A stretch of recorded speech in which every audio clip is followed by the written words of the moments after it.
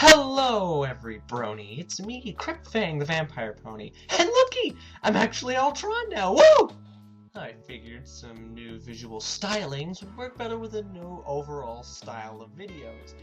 Yes, people, I've decided after only, like 3 or 4 videos, I honestly don't remember, that I'm gonna go for something a little bit different from now on.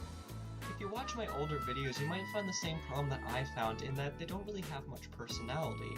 They were just sort of copy, cut, and paste, cookie cutter analysis videos, and in my opinion didn't really get across how I personally felt on an emotional level on these videos.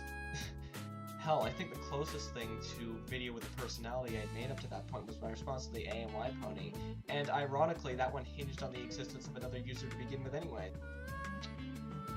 And it defeats the purpose, doesn't it? When I started doing these videos, I really wanted to connect with the viewers by telling them how I felt about an episode or character, or certain themes of the show, but not from the perspective of a reviewer looking over an episode. There was already enough people doing that, but rather, instead, from the perspective of a fan who connects deeply with many aspects of the show, who connects deeply with the characters, with the ideas behind it. But I never really did that. I did videos with topics that could tie into that, like my Mare Duel episode, but other than getting upset at the moral of that episode and going on in an unscripted rage mood, I totally meant to write in mode there. I never really leveled with the audience in an emotional sense. And that was my first video, so my intentions were pretty much already dead on arrival. I'm the kind of person that usually gets more value out of a product because of the emotions that it evokes from me, as opposed to the actual quality of said product. For instance, when we're talking from a quality perspective, the movie The Room is an absolute mess and it's terrible, and if you're really nitpicky about quality, you should never ever watch it. But if you're someone just looking for a cheap laugh, something to make you smile and laugh at it because of how ridiculously bad it is, then that's right up your alley, and I really do enjoy the movie because of it. Or, another good example of this is my favorite writer of Doctor Who is Stephen Moffat.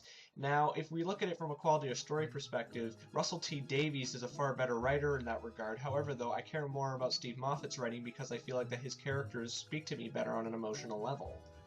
Another good example of this is the Family Guy episode Life of Brian, which I have extremely mixed feelings towards, because on one hand, a character I really enjoyed is dead and his death scene is surprisingly emotional, but on the other hand, I feel like it's a very manipulative episode in the sense that Brian is written incredibly differently and is shown to be perfect in that episode as opposed to his usual character, which is very intentionally flawed. That and the fact that the family moves on to another dog literally a month later is very concerning to me, as well as the fact that the emotions of the episode were pretty much retroactively ruined by the fact that Brian was brought back only 2 or 3 episodes later. But the fact that the episode is kind of poorly paced and the structure of it's kind of awkward doesn't really bother me as much. I mean, it still bothers me, but nowhere near as much as the stuff that I stated earlier. But perhaps it would be easier to get my point across by shooting for something a little closer to home. An episode of My Little Pony, like say Wonderbolt's Academy, is really good to me because it shows how much Rainbow Dash has developed as a character, and in an episode like Bridal Gossip makes me want to punch someone because all the characters come off as unlikable and I don't care about their situation because of that. Expect more in that and less of the, oh, this episode is good because it uses such and such writing technique, or this episode is bad because it uses such and such poorly, or it's structured awkwardly, or something like that. If you want to see stuff like that, there's tons of analysis bronies who do that way better than I could ever hope to do.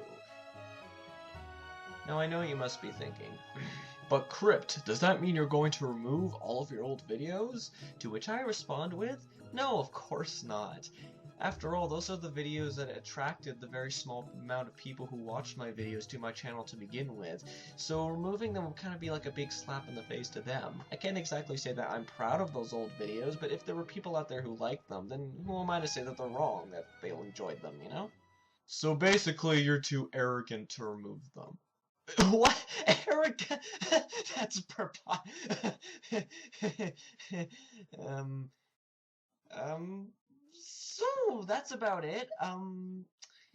Thank you for watching. I look forward to making new videos in the future, and I look forward to seeing what you guys think of them. This has been Cryptfang, and I will see you all later. Peace out. Too arrogant. Ugh.